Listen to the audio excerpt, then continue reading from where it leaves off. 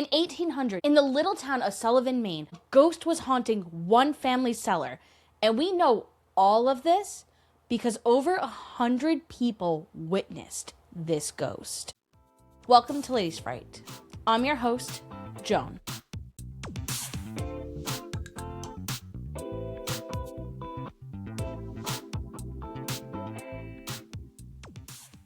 Hello all and welcome back. This is part 2 of Nelly Butler's story. This part relies on you to have watched part 1, so please go back and watch if you have not done so already, and this will be ready for you when you are done. For the rest of you who did do the prerequisite watching, let's jump right back into it. Abraham Cummings was a traveling preacher and would provide ministerial duties to small communities along the coast of Maine. He left Sullivan for Bucksport, Maine in January of 1800, where he founded a Baptist church. He returned at the end of August of 1800 and came to find that he had missed all the action. Just a few weeks prior, 48 people and a ghost had paraded their way through the streets of town. Now, for a religious man, of course you would want to be in the know of a spirit claiming to be from God. I mentioned in part 1 how Abraham Cummings saw the spirit for himself on his way to the Blaisdell home nearly 6 years after the peak paranormal activity. Well, according to Cummings, that was not the first time he had an experience with the specter. Back on January 3rd, 1800, a day after the Blaisdell family saw the spirit of Nelly Butler for the first time, Abraham Cummings claimed to hear a disembodied voice. In the Blaisdell cellar, he heard the ghost say, quote, "I am not to be trifled with. I am not to be trifled with. I am not to be trifled with. Peace, peace, peace," unquote. To which Abraham thought the 1800s version of, rude, then just decided that he was too stressed about the move he was about to make to Bucksport, and figured he would just reflect on it later. The man is truly a king of compartmentalizing. After coming back to Sullivan in August of 1800, Cummings thought, okay, it's time to unpack that little experience I had, and started to really reflect on what the spirit had said. He found the ghost's warning was actually pretty profound, considering how so many people did not believe in her. Cummings decided he would gather depositions and testimonies from those who had witnessed the ghost. This collection was titled Immortality Proved by the Testimony of Sense, in which is considered the doctrine of specters and existence of a particular specter.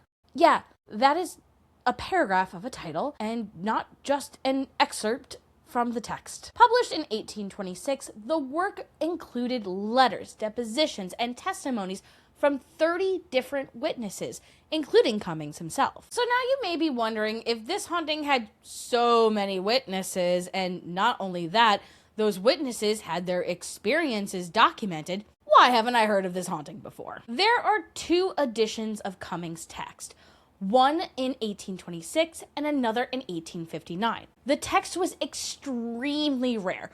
We are talking about only 10 libraries in the whole world to have a copy of either edition. The text is also difficult for modern readers to comprehend, with inconsistent spelling, outdated prose, and a lot of the time, people are only mentioned by name once and then referred to casually or by initials. I was able to read a digital copy for free of Cummings' text, which will be listed in my resources. I also found the book The Nelly Butler Haunting, a documentary history edited by Marcus A. Labrizzi and Dennis W. Boyd, to be very helpful in understanding the accounts. A special thank you to Kenny Biddle for suggesting the book to me. Now let's get into these accounts. Much of what I mentioned in the first part was based on these accounts. Some interesting retellings that I didn't get to mention in the last episode were that of Samuel Simpson, Abner Blaisdell, and the former husband himself, George Butler. In Samuel Simpson's testimony, he says on August 5th, 1800, he had a vision while saying his nightly prayers. He said it looked like a white light in the form of a woman, and he knew immediately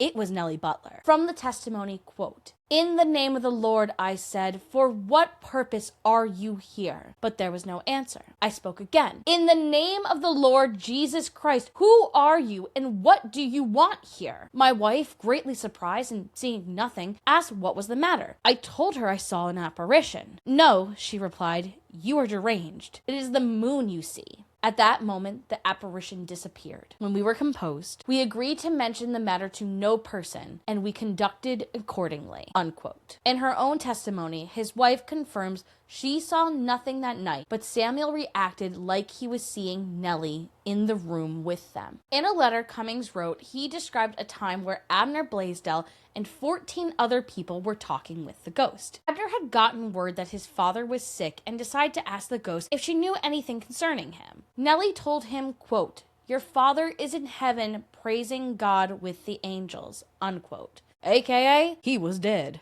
The letter goes on to say, quote, "He afterwards found that his father, 200 miles distant, died 7 days before this answer of the ghost. True, the news might have come from thence in that interval, but his friends at York, where his father lived, utterly denied that they had sent the news in the course of these days," unquote. Cummings does wonder if Abner could have been in on a hoax and just said he didn't know, but then he decided Abner's such a God-fearing man, he would never lie about something like that. When it comes to George Butler, it's less that his accounts were interesting and more that his mere inclusion in the accounts was interesting. As I had mentioned in the previous episode, many people who were skeptic thought Lydia was the only culprit of a hoax or demon manifestation in order to trick George into marrying her. No one seemed to believe that a man who was nearly twice her age could be the one seeking her out. George Butler gave his deposition for the haunting, and for having a good deal of all of this be about him, it is short. I'm talking a paragraph long, and only covers when he first saw the ghost. Around 100 people claimed to witness the ghost in some way. With so many people having an experience and then it being written down, you would think this would make the claim more believable. Couple of issues with this. One, Abraham Cummings had an agenda when collecting these experiences. And two, the experiences are eyewitness accounts, which are not reliable. Let's start with Cummings' agenda, and we need to begin in the Enlightenment. Also referred to as the Age of Reason, the Enlightenment can be summed up as a movement away from accepting complete authority to a more skeptic view which needed to be backed by measurable evidence. This included many aspects of society, such as politics, science, arts, and religion. Many people will say there were stages to it. The first stage was around 1688 to 1750. Beginning in Europe, the middle class began to break free from the ruling upper class through means of political uprising, scientific discoveries, which helped ease the life of the working class and educate them, and people emigrating to colonies, which were away from direct rule of monarchs. From 1751 to 1779, is the next stage and is categorized best by being experimental. At the time, society was experimenting with science, religion, and forms of government. The final stage is from 1780 to about 1815 and can be seen as the result of said experiments, especially when it came to government. For this episode, however, we're going to focus on how religion was questioned during the era. Though, to mention it now, in several European countries, the monarch was said to be deemed by God to rule the country. Religion was very much a part of politics, which I touched a lot on in my episode about Anne Boleyn's ghost. In 1714, a postgraduate student at Yale University named Samuel Johnson was studying books recently donated to the university's library by Jeremiah Dummer. Such an unfortunate last name for this. But moving on. Johnson found Dummer's writings went directly against what he had learned from his Puritan education, and he liked it. He liked it so much that 2 years later, when he was now a tutor, he introduced a new curriculum to Yale using Dummer's books as a cornerstone and expanded the program he called the New Learning by including literary works from the likes of William Shakespeare, John Milton, and Joseph Addison, philosophical works by Francis Bacon, John Locke, as well scientists such as Nicholas Copernicus, Robert Boyle, and Isaac Newton. Adding these ideas and works to the American education system changed the landscape for colonists and directly challenged the views held long before from the Puritan beliefs from the Pilgrims of Plymouth Rock. In American schools, we're often taught the Pilgrims came to the Americas in search of religious freedom. It's not wrong, but very insincere. Another name for the American Pilgrims were English separatists, given the fact that they were, one, from England, and two, separating themselves from the Church of England. They were Protestants, but felt the Church of England was still too Catholic. Once again, check out my episode of Anne Boleyn to hear about the creation of the Church of England. Catholicism relies on the interpretation of church leaders to explain what God is saying in the Bible, at times believing some of the writings are more metaphors, where Protestants believe the Bible is the direct word of God and should be understood literally. Separatists believe that the state was doing too much interpreting of the Bible. Even now, I'm not going to go into the nitty-gritty details of why the Puritans immigrated to the States, but the major takeaway should be they did come to the Americas for religious freedom, but it was for the freedom to practice the religion the way they wanted to, not for everyone else to practice their religion. During the American Enlightenment, there was a move towards religious tolerance. Religious freedom was an important pillar to the new country.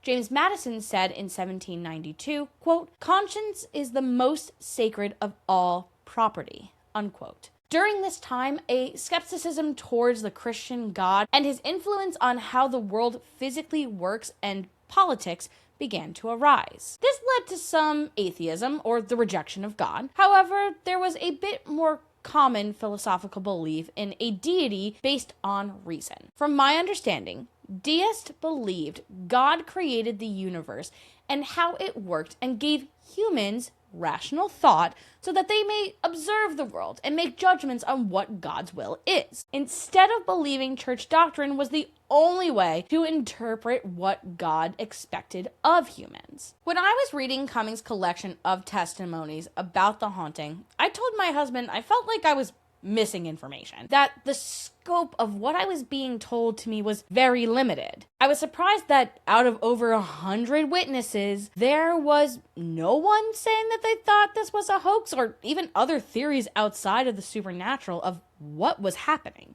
You are telling me all these people saw this and no one thought this has to be some kind of trick? As I just mentioned, the 1800s was in the middle of the Enlightenment era where questioning and experimentation and scientific discovery were highly encouraged. Why would everyone who was a skeptic just accept the existence of a ghost on the basis of its presence? Then I kept reading the accounts and noticed that for having so many people witness the ghost in some way, there sure are not a lot of pages left to read. So I went and I counted, and there were only 30 different people's accounts written in the book, one being Cummings himself. What about the other 70 plus people? Sure, we know at least one of them had passed away, being Lydia Blaisdell, and I'm sure some of the others passed away or moved, but it felt more and more like these testimonies were cherry-picked. According to the Nelly Butler Hauntings, a documentary history, quote, "At the times, Cummings was intensely battling the skeptical legacy of the Enlightenment. Most threatening for Cummings was the philosophical claim of materialism, that there was no soul. The unprecedented nature of the Nelly Butler hauntings promised to vanquish this claim once and for all," unquote. Cummings saw the haunting as a way to prove there was a God, and he had an active part in what happens to the human soul during and after death. It would seem to me Cummings may have only interviewed people whose accounts favored his opinion and omitted the ones that did not. Even though this was not accounted for in Cummings' writings on the matter, there were clearly people who thought the haunting was a clever ruse, and 2 attempts were made to mimic the haunting, both on the evening of August 9th. Again, for the Nelly Butler Hauntings, a documentary history which includes an 1870 writing from Thomas Foss. There was a story included about a man named John Irwin. A neighbor of the Blaisdells, he had learned the spirit was going to be there that night and, wanting to see what all the hubbub was about, joined the others in the basement. He makes his way through the crowd and is next to Abner and Lydia. John heard Abner say to Lydia, quote, "She knocks. Speak to her," unquote. When John heard the knocking sound, he got an idea. He figured he could make that same exact knocking sound by just tapping a shingle. So he snuck outside and found a shingle and hid it under his shirt. He came back in through the outside window as to avoid the attention of the crowd. He found a place in the dark cellar and curled himself up and hid. Once comfortable in his hiding spot, he began to knock on the shingle and produce the same hollow sound the group had heard before. Abner said, "She knocks. Speak to her." To which Lydia responds, quote, "That is not the spirit. Someone must be in the cellar," unquote. It's suspicious to me that Lydia would know right away it was not the spirit. Almost like she knows when the sound should happen or knows the source of the sound itself. I'm also suspicious of why no one had this story in their testimony. Curious. Anyway, back in the cellar, people bring lights down and discover John hiding. Upset, the crowd kicked him out. But John was bored and thought he was onto something. So again, he snuck back into the cellar and went back to the same hiding place, which I would have told him to pick a different spot, but who knows if there was no other good place to hide. Again, he knocks on the shingle. Lydia again says that was not the spirit, and the spirit was not going to come back out until the intruder was again expelled. Yeah, Lydia was at the very least in on what was happening with this so-called ghost. Now that we have determined the witness testimonies included by Cummings were most likely handpicked for evidence to support his agenda, and not really a good example of a neutral view of the situation, let's examine if witness testimonies themselves are quality evidence. This is where this podcast is going to start sounding a little more true crime than paranormal. Since 1987, DNA testing was first used in criminal cases. Innocence Project researchers have reported out of the 239 convictions they have had overturned using DNA testing, 73% of them, almost 3/4 of them, were convictions based on eyewitness testimony. I do want to be transparent. A lot of the literature I read about how eyewitness testimony has led to false convictions, especially when the person is asked to identify a culprit. Typically, an eyewitness will be asked what they saw close to the time of the crime. Then they may be asked to identify a suspect, which would involve an officer asking leading questions, intentionally or unintentionally, leading the witness to misidentify, or they may be asked to testify in a trial months or years after the initial incident, which, when you learn how faulty these testimonies can be, it becomes more concerning to learn jurors tend to put a lot of trust in eyewitness accounts, especially if the person describes being confident in what they saw. Memory, influence, and time are all factors in whether an eyewitness may give an inaccurate description of what they saw.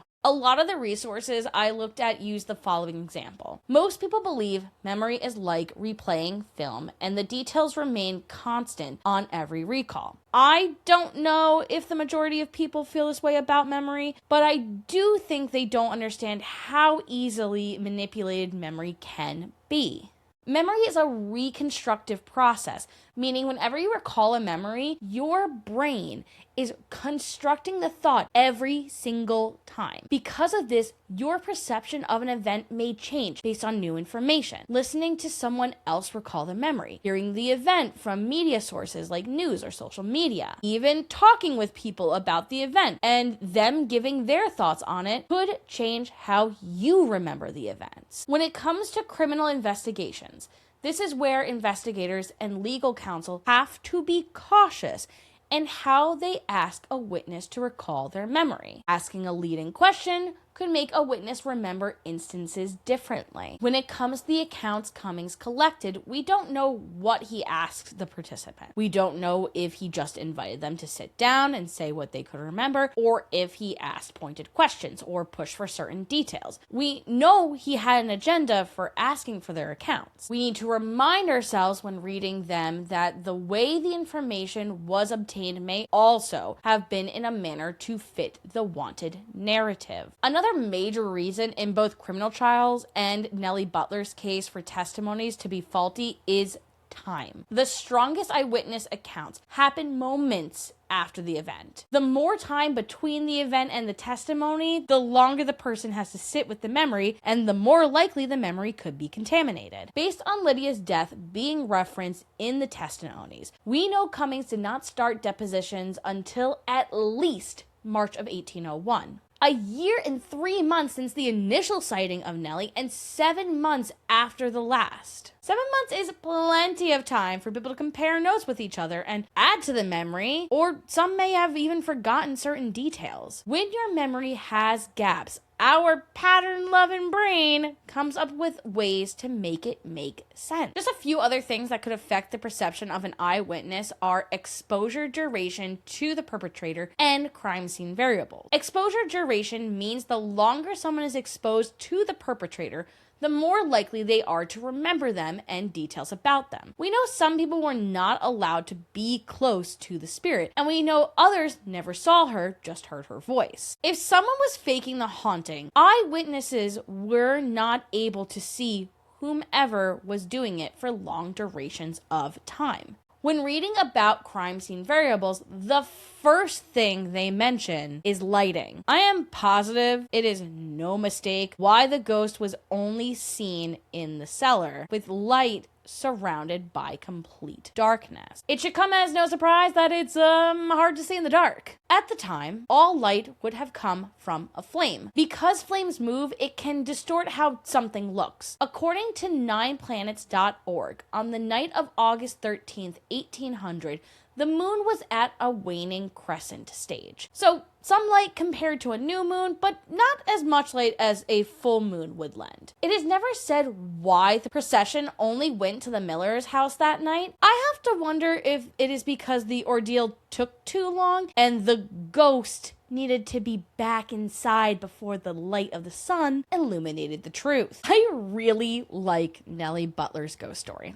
It has a lot of dramatic elements like mystery, marriage, and a death. It has people's beliefs being challenged when witnessing a being claiming to be sent by God. And of course, it has a horrible prediction becoming true, and the result of Lydia befalling the same fate as Nelly, which I am confused why the Christian God would want to try to manipulate someone's free will like that, but who knows. The gathering of a community to act out a spirit's requests almost feels cult-like. With so many documented witnesses and such accurate predictions, how could ghosts not be real? The ghost is good. Too good. I became suspicious of the story once I heard the whole purpose of this spirit's return to this mortal plane was to play matchmaker for their ex, just to then turn around and say the bride and the resulting child of the marriage would die. Why go through all that effort? Even with the limited scope we have on this story,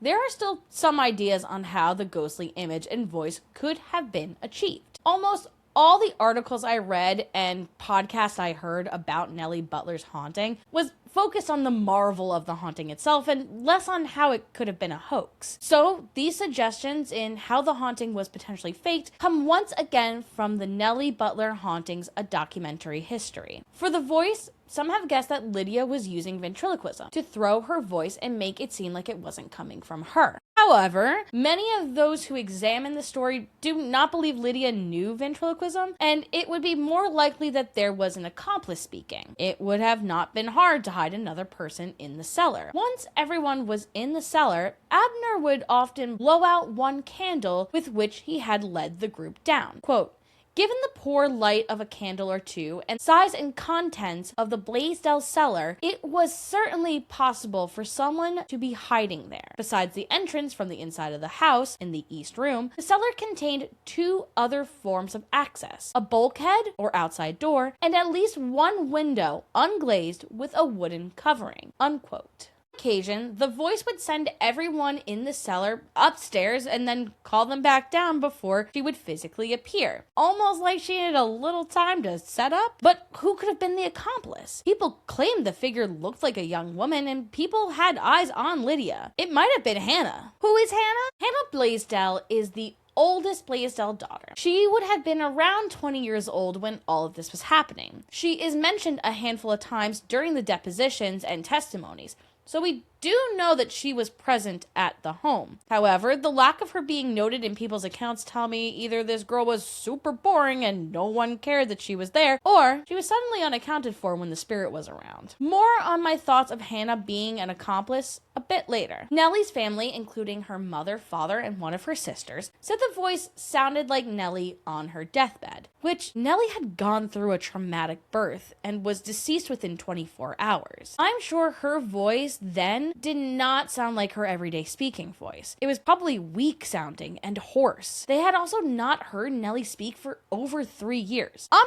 pretty good at remembering if I had heard a voice before. My husband finds it so annoying when we're watching an English dub of an anime and I am looking up which other anime I had heard the voice actor from. But I think I could be fooled into thinking one raspy voice sounds like another, especially if I had not heard that voice in almost 4 years. Now, Sally did say the spirit spoke like her sister, which I would like to remind you, dear listener, Blaisdells knew the Hooper family. They may have picked up on how Nelly spoke by either knowing her themselves or when speaking with other family members. Another possible explanation put forward was the use of a magic lantern. The magic lantern is an early image projector, which uses images on transparent glass plates, one or more lenses, and a light source. In the 17th century, it was commonly used for entertainment purposes, with it rising in popularity in the 18th century. The issue with this explanation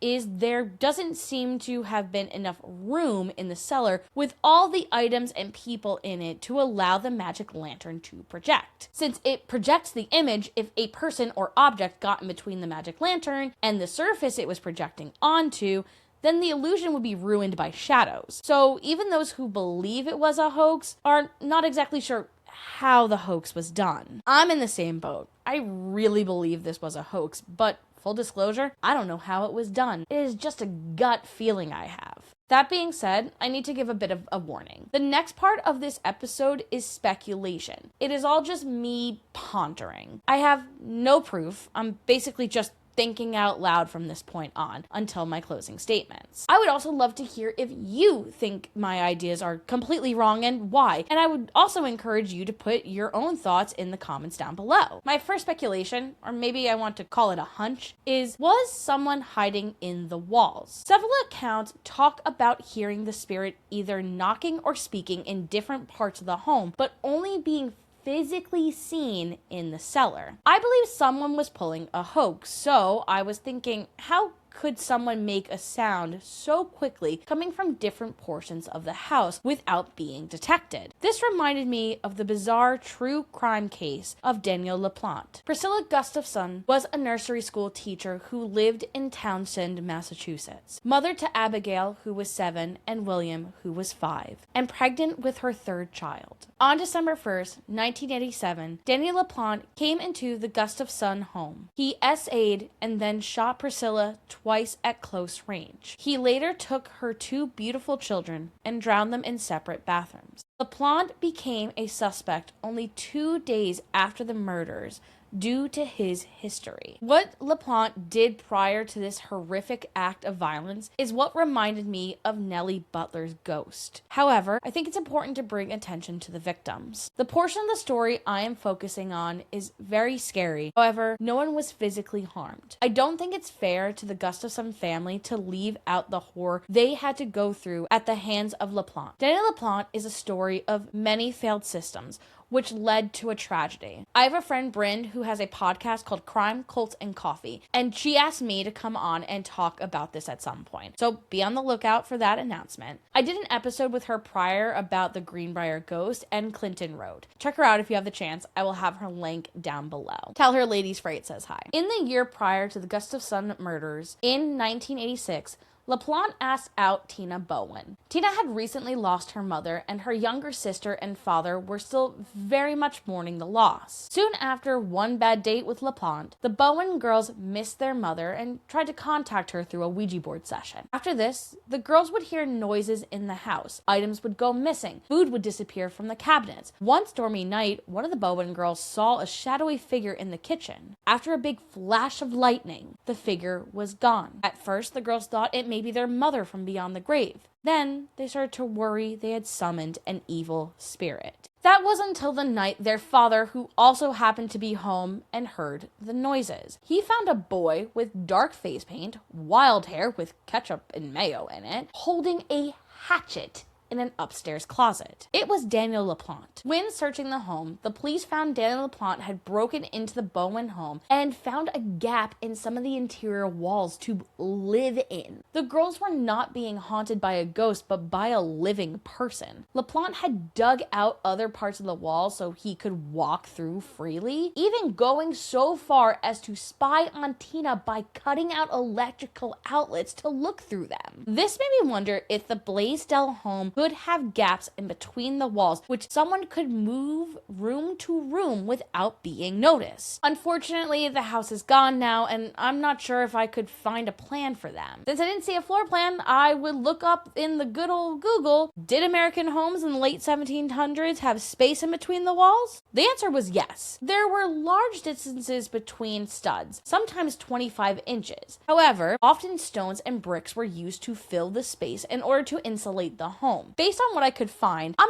not sure if the brick or stone filling was for all the walls or just exterior ones. So I would guess that people could not go in between the walls, but it may not be completely out of the question. As I had mentioned before, Hannah Blaisdell was often not accounted for in others' retellings of their haunting experience. If someone was hiding in the walls, could it have been Hannah? Or maybe it was a servant of the family. No staff to the home was mentioned. However, I have to assume the physical home was large, so it would not be out of the question for the home to have some staff to maintain it. I will once again add the caveat that this is all speculation, and I'm not even sure if there would have been room to hide in the walls. When learning about the possible use of a magical lantern, but the space being too crowded for it to work properly, I wondered if it would have been possible to get the same effect using a mirror instead of any flat surface. I thought it could also explain why the light is considered so bright. Mirrors of the time had frames with simpler lines than their predecessors. Though some frames were gilded frames, meaning they were coated with gold leaf or paint, many frames were made of mahogany wood chosen for durability. At the time period of the haunting, there were a couple of styles of mirrors which were popular. There was the looking glass, which is like a mirror you would see on a vanity today. There were also convex mirrors, which were small glass bulbs which were then coated with molten metal. The curve of the mirror made them have a fishbowl-like reflection. They were also known as butler's mirrors, due to how service staff would use them and place them just so that they could watch the table even if their backs were turned. Out of all these mirrors, the one I think would be the best to pull off this hoax would be a Chevelle glass. Chevelle glass is a full-length mirror that is able to stand on its own rather than be mounted to a wall or table. This allowed the mirror to be tilted to show different angles. The mirror would stand 4 feet tall, and because of this, they were exclusively owned by the wealthy, which is what puts a wrench in my thought process. Though I would assume the home, which could fit almost 30 people in the cellar, would be owned by a family that's considered wealthy? The truth is, I don't know. It would be odd for a family to keep such an extravagant item in the cellar, and much more intelligent and studied people have looked into this. Mirrors are usually the go-to explanation for illusions, so I find it impossible to believe that no one else has had the same thought and found a reason why it couldn't be a mirror. And this is why I haven't seen it as a possible explanation. So my husband edits all my scripts, and he likes to write me notes, which I may do something with some of those later, but with his job, he works with a lot of mirrored surfaces. I thought I would add here something he suggested. I'm going to quote it straight from the notes he left. Quote, "As an aside, I also thought of one-way mirrors, which would look like a normal mirror with the lights on, but would kind of be transparent when the room is dark. Someone could hide behind the mirror and would be invisible until they blew out the lights in the room. The first US patent for these was 1903. However, it's a lot like a normal silvered mirror. You just have to thin out the silver layer until it is partially transparent. It could be they had a really poorly made mirror and accidentally noticed it was kind of transparent in the dark," end quote. Thank you for that thought, honey. I really appreciate it. And that is all I have. So, what conclusion do I have? Well, sadly, I don't think I really have one. My gut says this is a hoax. In my mind, George Butler wanted to marry Lydia, and she also wanted to marry him. Still not her fault. She was a child, but it still bugs me how the narrative thus far has been this child's outsmarting a grown man and all other grown men around her in order to trap George into a marriage. Anyway, I think George and Lydia were told no. They did not have their parents' blessing, so they came up with a way, along with some accomplices in the Blaisdell home, to convince the powers that be that George and Lydia's nuptials were God's will. Still unsure if I think Abner Blaisdell was in on it, or maybe he found out after and went along with it because he did not want his family to be accused of summoning a demon. I'm curious if the story about the ghost telling Lydia that she was going to die the day after her wedding happened then, like the story suggests, or if it was included some time after. You would hope if George and Lydia both heard Lydia would die after giving birth, he would care enough about her to maybe wait a little bit before trying for children. You would hope. You would hope. No, instead, Lydia was pregnant less than a month after their wedding. Either way, I think it is pretty clear the haunting in January was clearly to get George and Lydia together, while the haunting in August was a correction trying to clear the Blaisdell name. I assume the parts of Nelly's life that were quoted back to onlookers was either information George had provided or gossip heard around town about Nelly. I did a lot of research for this episode, and I still feel like I'm lacking so many answers to this mystery. Some being, if this was a hoax, why care enough about Nelly to have her baby's body exhumed and reburied close to her? Why did George set ablaze all of Lydia's stuff after her death and send it in the direction of her father? Was that just an odd way of grieving? An FU? Could it have been a warning not to speak about the conspiracy? The only thing I can be certain about is America's first ghost is going to haunt me for a long time. But what do I know? I'm just some lady talking about some frights. And there it is. There's the story of Nelly Butler. This was a long one. And I am so excited about this. As I said, I've been like mentioning it in different social media posts that I've been working on this since like January, because it was supposed to go out in February, and I was like, there's still just so much, and I was still going through all the lists of things. And once again, special thank you to Kenny Biddle. I had seen the book mentioned in several places, and like it, with my dyslexia, it takes me a while to read a book. So I tend to look for more articles to go through, so I can also, because it's so much easier to like copy paste the article into the document that I'm writing in and highlight it. So like I can have it all in one space. It's just easier for me to look at. And I was like, with a book, I'm not gonna be able to do that. And he was like, no, read this book. And I'm so glad I did, because it did help with a lot of things that I was already wondering about. And it did help me to realize some of those instincts I had, like I wasn't getting the full picture, was right. So I really do appreciate that. And yeah, there's just so much going on with this. But I'm so excited. I'm so excited to get it out and done. Please like and comment on this one. I really appreciate it. That being said, let's get into this. So here at Ladies Fright, I like to offer 10% for your likes, comments, and subscriptions. 10%, I hear you say. 10% of what? you could be 10% more likely to finish that book you're reading. You could be 10% less likely to get called for jury duty. Or you could be 10% more likely to hide in the walls of my home. But you won't know until you like, comment, or subscribe. Or do all three and it becomes 30% because it builds on itself. That being said, thank you so much for watching and I hope to see you in the next one. Bye!